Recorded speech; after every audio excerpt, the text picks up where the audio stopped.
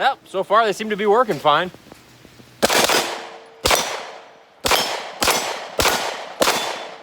Hello friends, tonight we're going to take a look at the Magpul CZ Scorpion PMAGs. How long did we wait for these goddamn things? And was it worth it? Yeah, it was definitely worth it. Whether you like them or not, many people, perhaps even most people, would consider the standard Magpul PMAG to maybe be the definitive AR-15 Stanag type magazine. For the most part, whenever Magpul releases a new PMAG, it becomes the definitive magazine for whatever gun it's fitted to. This is because they work right, as we say in the South. They're durable, and they're generally priced within the reach of just about anyone. And so it was inevitable that Magpul would look to conquer the CZ Scorpion magazine market in the same way that they took hold of so many others.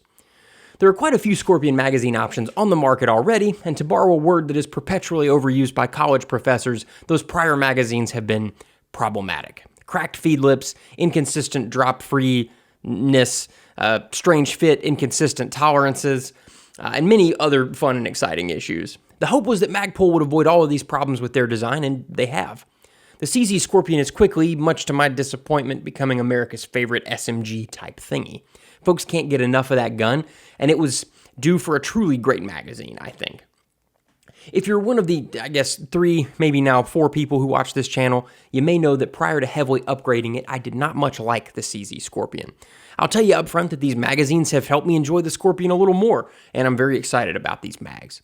Yeah, I know it's weird to be excited about a product that's basically just a black plastic banana that you stuff bullets inside, but it solved 3 problems that I was having with the Scorpion, and that's pretty fucking cool for a magazine.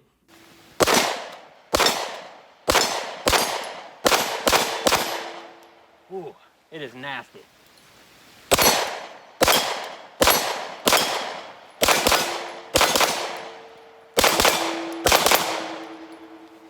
Yep, so far so good.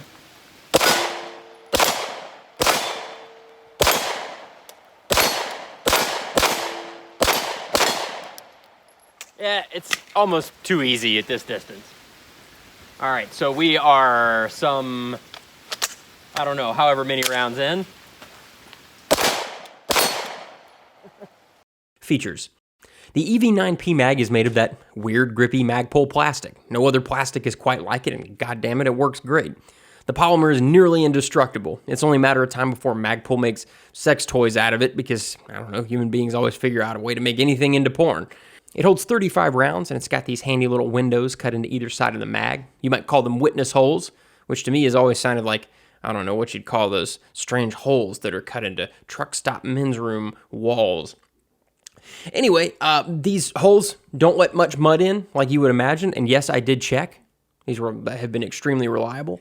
The follower is bright orange and very easy to see. I'm a fan of the orange followers in the heat of the moment or just at the range. It's nice to immediately know the state of a magazine.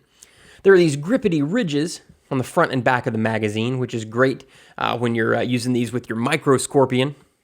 Ribbed for my pleasure, I guess. At the bottom of the magazine, you see Magpul's little square grid that you can use to mark the magazines with a paint pen. There happens to be just enough space to draw a squarish dick and balls down there.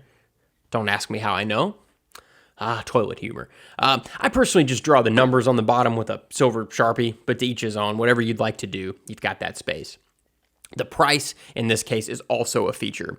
Most places are selling them for about $19. Prices are always changing, but when you consider the cost of like SIG MPX magazines, these are astoundingly affordable. And yeah, a few of the other Scorpion magazines can be found for less, notably less in some cases. They are not of this quality. And lastly, also not a listed feature, but of great importance, is the finishing of the plastic. Several of the other Scorpion mags I've used have hunks of plastic hanging off of them from the molding process that impact how the magazines fit in the gun. This magazine's mold point is in this low position down here where it doesn't impact function and the spot is cleaned up nicely. Excellent work. So why should you choose this particular magazine? This is the best CZ Scorpion magazine. It really is. This is the one you'll want. The standard factory magazines for the Scorpion work just fine, but in my experience, they are not super durable. The plastic is slightly brittle, the feed lips crack, and mine inconsistently drop free. Some are tight, some wiggle around like attention deficit crickets. You have no way to know when you pick up the magazine. Let's see what this one will do. Oh, that one actually does drop free. Of course, naturally for the review, I would pick the one that does fall out of the gun. The inconsistency drives me crazy. Why can't they just make every magazine do the goddamn same thing? For fuck's sake, either make it so that they drop free or don't. I just want to know what's going to happen. It's fine for mags to not drop free. You can work around that, but you need to know what's going to happen every time. So instead, I just trained to pull the magazine out manually every time. The Manticore magazines have metal feed lips, solving the particular problem with the lips cracking, but they're still made of relatively brittle plastic, and folks have had a lot of issues with those. The PSA AKV mags are awesome, but they are the most inconsistent of the bunch. I have a few of these from several different batches. Some are so out of spec that I struggle to even seat them in the mag well. And then you're not just pulling them out of the gun, you have to rip them out. The problem is this section here, where the mold is filled. They don't clean that up very good after they make the magazine, and this little raised bit is also inconsistently sized. You can see in particular how bad this one is.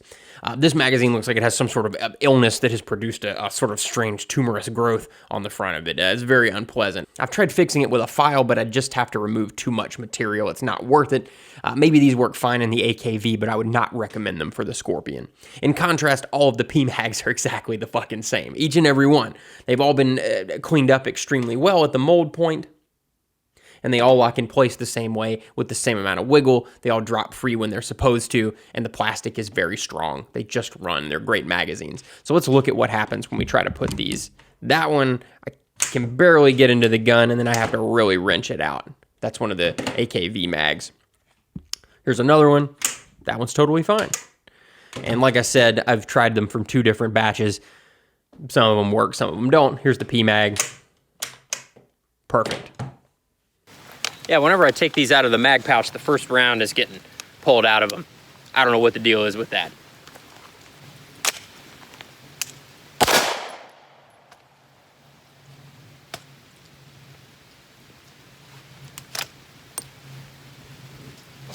We had a failure of some kind.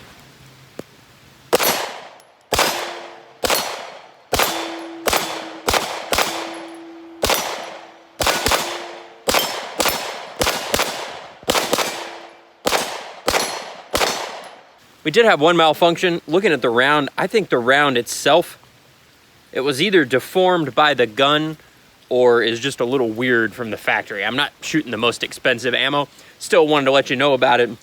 So the only issues I've had today are whatever went wrong with this one round, and the mag carrier is pulling the first round out of the magazine. Now, I consider one round out of whatever 5 magazines of 35 is to be that's not great, but I really do think this is related to the ammo. I'm not going to blame the gun for that. I truly, truly don't think that the gun caused it. I've been pretty hard on this gun, so you know I would tell you if I thought it was the gun. But I think this round is just deformed. So how have these magazines performed? As you can tell, they've done a great job, but let's get specific. I need to first address 2 issues that arose in my video when I was testing these out for the first time. First, the malfunction you saw was definitely caused by a bad round. Neither the Scorpion nor the magazines were to blame. That ammo was pretty damn waterlogged that late in the day, and I'm surprised there weren't more problems. Second, you saw my Spiritus Microfight. You saw the pouches pulling the first round out of each magazine when I would grab the mag and pull it out. A few range trips later, I figured out what was happening, and it was being caused by an issue in transit. I was packing the chest rig at the bottom of a bag with a ton of stuff. All that pressure shifted the mag pouch enough to grab the rounds a little bit. This later happened with another chest rig, Glock mags, 5.56 PMAGs. It all happened exactly the same way. So don't blame Spiritus for that. Don't blame the Scorpion. Don't blame the magazines. That was definitely just me packing it all like an asshole. All I had to do to fix that was not put piles of heavy shit on my chest rigs for hours. Easy fix to a peculiar problem that I alone caused. With that out of the way, these magazines have performed flawlessly. I ran about 600 rounds through them to test that they're functioning correctly. I had concerns that the witness holes on both sides of the magazines might, let mud in there. I get that it's a cool feature and all that, but I was afraid there were going to be problems. So I threw the magazine into the sandy South Carolina mud, and there were no issues. These magazines are very well made, exactly what you expect from a magazine bearing the PMAG name. In the intro, I said that these magazines solve 3 problems I had with the Scorpion and make me like the gun a little more. Here's what they are. These magazines are very sturdy, so I don't have to worry about throwing them down on the pavement and cracking them or breaking the feed lips or whatever. I felt the need to baby the factory magazines. These PMAGs also consistently drop free. They're consistently sized. I know exactly what the magazine is going to do and when. Last of all, the Micro Scorpion doesn't have enough front end for me to grab, and the handguard is too thick for me to wrap my hand over it and really clamp down to control it. I've had to resort to a sort of early 2000s super fancy Tactical Man magazine well grip for such a short gun that works fine, and the silly recoil from the stock gun is tamed by many of the ergonomic changes that I made to the gun. But with the cheaper magazines, this felt off. The lousy tolerances left some of the magazines sort of wiggly and without anything for the bottom of my hand to grip. The PMAG, however, is rock solid and has this lovely texturing. The gun is far more pleasant to handle this way, and I feel more confident using the magwell to control the gun. This is a great magazine, and I'd like to see this become the one that ships with the Scorpion. There's no better option for this gun, and I'd like to see Magpul expand to make similar magazines for other SMG-type boom booms.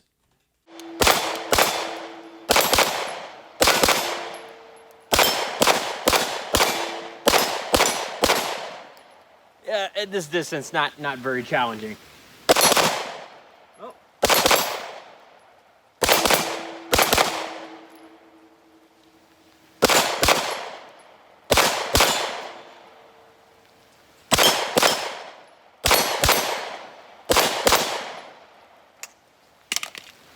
All right, 3 magazines down, 2 more to go. So far, these are working fine.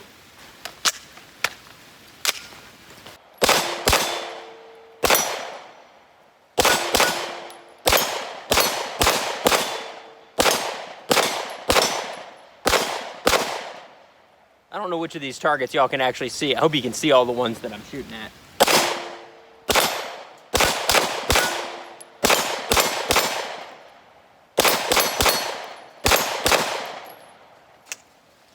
All right. Final thoughts. Magpul has released the definitive Scorpion magazine. Are we surprised? No, we're not. We all figured that unless Magpul released a terrible turd of a magazine for the first time, this was going to work really well. I don't much like the CZ Scorpion, but the PMAG goes a long way toward winning me over. Slowly, as more and more companies release aftermarket parts, the CZ Scorpion morphs into a truly great gun. From the factory, the Scorpion is a budget option with budget construction, only the price tag doesn't reflect this. But with a significant investment of time and money, you can turn the Scorpion into an outstanding SMG thingy. Thanks for watching me talk about a black bullet banana for this long. You're awesome, and I really appreciate your support. Truly, I love you all. Have a wonderful evening, and I'll talk to you soon. Good night.